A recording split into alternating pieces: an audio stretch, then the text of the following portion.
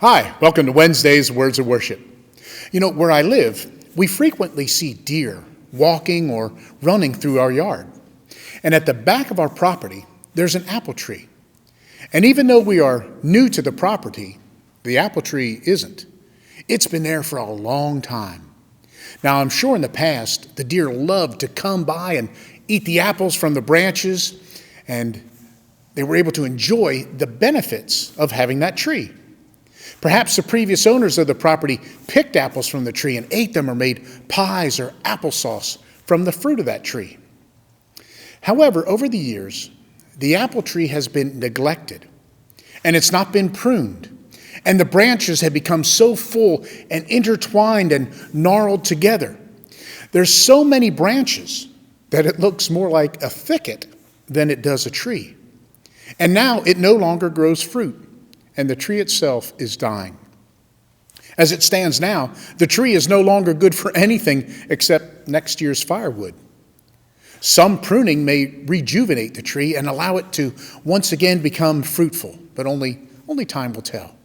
You know, as Christians, our lives can become cluttered with stuff, activities, and responsibilities, just like the branches of that tree. And the fruit of our witness, which is supposed to be the salt and the light of the earth, becomes dormant, dead, unrecognizable, and useless. In Hebrews 12, we're admonished to throw off everything that hinders, to get rid of the sin that easily entangles us, so that we can live our lives, or as verse 1 says, run the race with perseverance.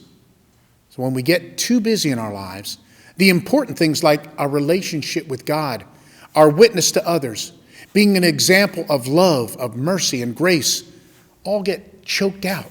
And we no longer have anything to offer the people who we come in contact with. As Christians, we have to be agents of God's grace and mercy, ambassadors to share the love of Christ with this lost, dying, evil world. But if we become too entangled in our lives to allow these things to be evident to the world, how can God use us as his ambassadors in this life? I'm going to get my chainsaw and do a little pruning. Maybe some major pruning on that apple tree. How about you? Is there anything that needs pruning from your life? Hey, thanks for listening. I'm Kevin, and I hope to see you again next week.